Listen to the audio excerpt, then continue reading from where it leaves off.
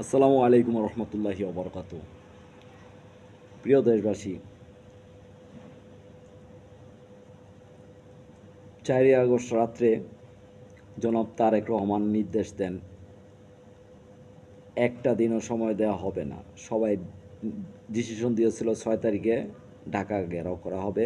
তারেক রহমান বলছে না, 5 তারিখে। এবং 5 তারিখে বাংলাদেশের 18 কোটি মানুষ জীবনের মায়া ত্যাগ করে ঢাকা শহরের দিকে রওনা হয়। স্বৈরাচার শেখ হাসিনা পালিয়ে যেতে বাধ্য হয়।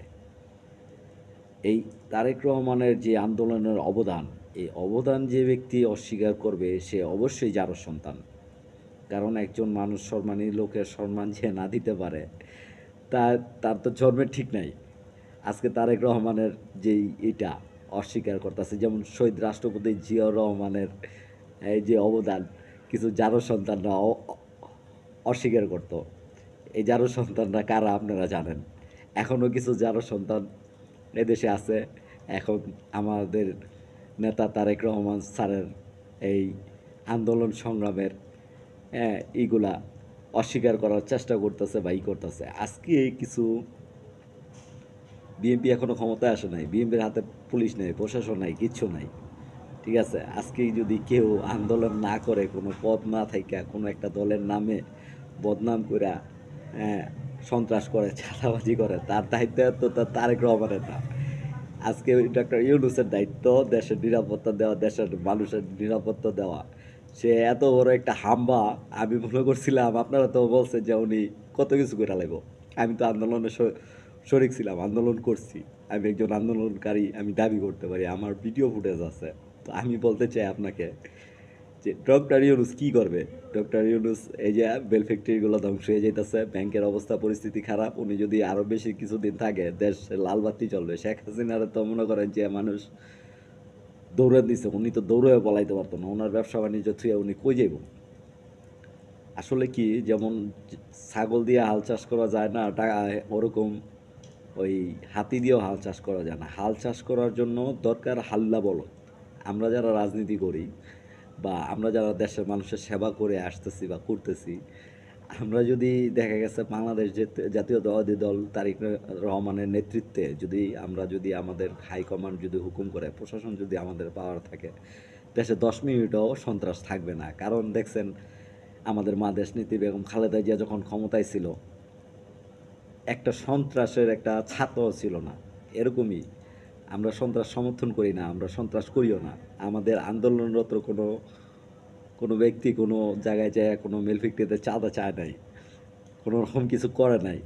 আমরা যারা রাজনীতিতে সম্মানিত পদে আছি বা মূল্যায়নে আছি, বা আমাদের যারা ফেজ আছে, আজকে আমরা বা আমাদের নেতারা বা আমাদের কর্মীরা কেউ কিন্তু চাঁদা বা সন্ত্রাস করে নাই।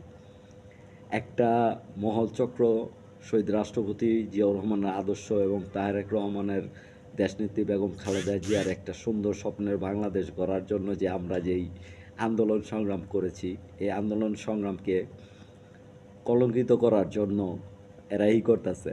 আমি রাস্তাঘাটে মানুষের সাথে কথা বলছি, দেশের মানুষ এই চক্রান্তকে স্বীকার করে না। দেশের মানুষ জানে সন্ত্রাসীদের কিভাবে মোকাবেলা করতে হয়। সেই মোকাবেলা করা তারেক রহমান, দেশনেত্রী বেগম খালেদা জিয়ার সেই অসামান্য অবদান দেশের মানুষ অস্বীকার করবে না। দেশের মানুষ, আমরা যে বিএনপির কর্মী, আমাদের চাইতে আমাদের নেত্রী এবং আমাদের নেতা জনাব তারেক রহমান আপনাদেরকে বেশি ভালোবাসে। আর আমাদের আদর্শই করেছে আপনাদের ভালোবাসা এবং মন জয় করার জন্য। আমি বলতে চাই, যারা সন্ত্রাসী করতেছেন, তারেক রহমান স্যার কিন্তু তাদেরকে ছাড়বেন না। তারেক রহমান স্যার বারবার বলতেছে, যারা সন্ত্রাসী করতেছেন তারা হুঁশিয়ার থাকেন, সাবধান থাকেন, আপনাদের কপালে অনেক দুঃখ আছে। আর ডাক্তার ইউনূস স্যারকে বলতে চাই, আপনি যেহেতু দায়িত্ব নিছেন, আমার দেশের জনগণকে কিছুটা নিরাপত্তা দেন। আর নয়তো প্রত্যেকটা অকারেন্সের জন্য আপনি যেহেতু ক্ষমতায় ছিলেন, আপনাকেও দেশের জনগণ বাম্বু দিব, বাম্বু বাম্বু। আমি কিন্তু শেখ হাসিনারও ছাড়ি নাই, পল্টন খাড়ায় কথা বলছি দিনের পর দিন, মাসের পর মাস, বছরের পর বছর। আপনি কিন্তু শেখ হাসিনার চেয়ে বড় স্বৈরাচার হইতে পারতেন না। ঠিক আছে, আপনারা কিন্তু দেশের মানুষ ডরায় কথা কইলেও হ্যাঁ এখন ক্ষমতায় আছেন, আমি কিন্তু গণায় ধরি না। আমি কিচ্ছু মনে করি না আপনারা। এখনো সময় আছে, ভালো হয়ে যান। যদি 111 সৃষ্টি করার চেষ্টা করেন, আপনার কপালে অনেক বড় দুঃখ আছে, আমি কয়ে দিলাম। ভালো থাকেন। আসসালামু আলাইকুম রহমতুল্লাহি ওয়া বারাকাতুহু। প্রিয় দেশবাসী। সবার সুস্বাস্থ্য কামনা করছি। সবাই ভালো থাকবেন, দোয়া ভালোবাসা নেবেন। আল্লাহ হাফেজ।